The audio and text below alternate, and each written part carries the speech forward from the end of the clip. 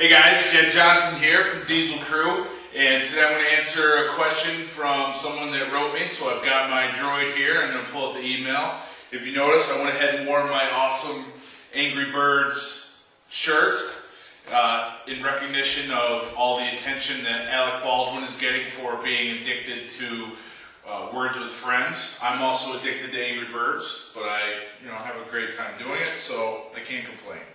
Alright, so here's the question. It's from Dave, and he picked up the nail bending ebook and nail bending DVD that I saw recently, and he says, I'm still a bit confused about wrist position and angles at the first part of a double overhand bend.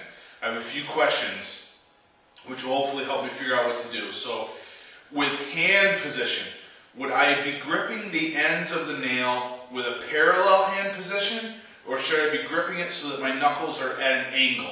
And then he's got an illustration here. So let me put this away. So he's asking about double overhand bending technique. So double overhand is done like this. Okay, but gradually people have found that if they get their hands out on the ends of the nail or bar or whatever it is they're bending, they're able to get more power into it from the upper body. Now this is a technique that's allowed on certifications and things like that, but the fact of the matter is if your hands are up over top of the nail, then there's going to be more wrist strength that's required for the feet, and if you're out on the end in what's called a pistol grip, then you can engage more of the upper body, the torso, the shoulders, and things like that.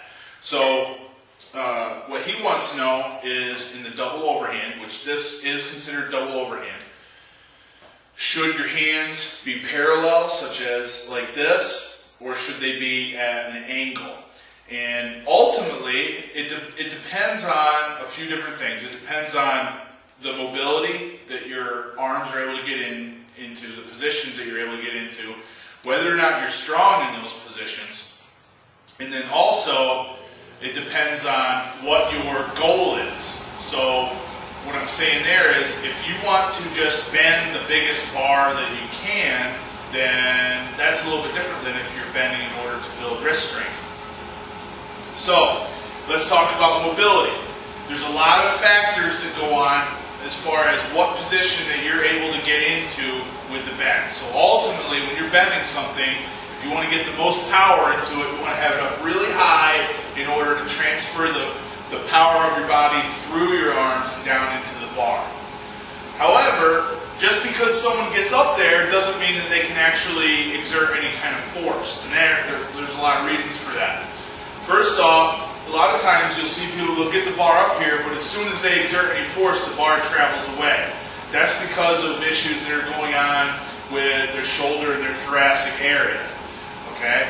So another thing that can go on is if the arms and the forearms are really big, when you're wrapping up like this, then they can cause you to have difficulty staying in that position as well. It's one thing to get up here if your arms are relaxed, but if you start to tense up and they start dropping down, you're going to get out of that big maximum power position. So that's the mobility part of it, and that's the strength issue of it. I mean, like I said, some people can get up here, but they can't stay up there and generate power. So you've got to find that out for yourself. The other thing is what your goal is. Okay, so let's say your mobility's good, you're strong in those positions. If you want to bend the biggest bar possible, then what you want to do is you want to get your hands into a position where your knuckles are facing one another.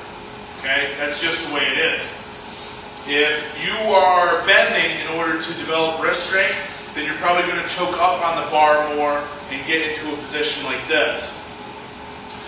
There's other factors that go into it, the wraps that you're using, your pain tolerance, all of these things are all factors that can have an effect on how you're able to bend. So what I suggest to Dave, and I wrote him an email back, but I figure if Dave's got this question, then more people that are on my YouTube channel are going to have this question. So I figured I'd shoot this video. What I told Dave was to get a few easy bars, get the wraps that you use, and then practice getting into position in the mirror. Okay, so this is a 60 penny nail. It's actually a really tough 60 penny, but something that might be more fitting for this drill would be just some 3/16 cold rolled or hot rolled steel in 6 or 7 inch lengths. That'll give you an accurate feel for the positioning. They're not going to be tough bars to bend, most likely, but they're going to be accurate for the positioning.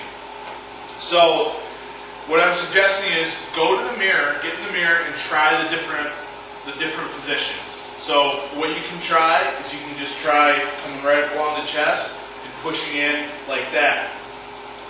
You can try coming up a little bit higher and guiding the bar up against your chin, maybe even contacting your hands against your chin, and then generating power like that.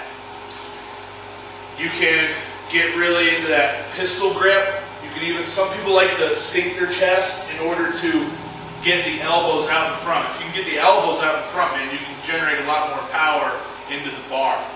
So there's many different things that you can do. The great thing about it is you can find the position and understand that you're there once you're in the mirror, and you can see, you know, am I positioned cockeyed? Am I developing some kind of an imbalance? You'll be able to see that by the way that you're positioned.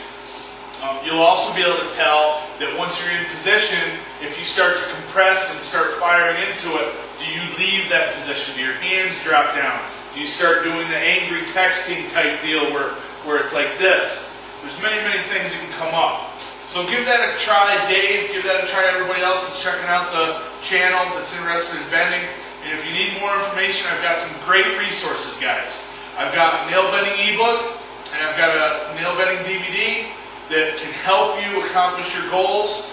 I've got the links right down in the description below the video, and if you check them out, I'm sure you'll be happy with them.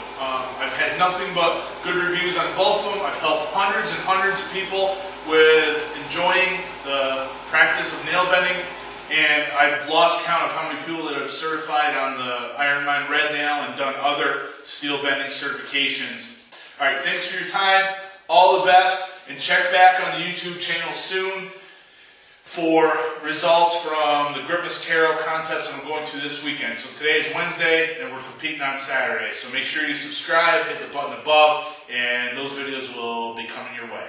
Thanks, and all the best in your training. Take care.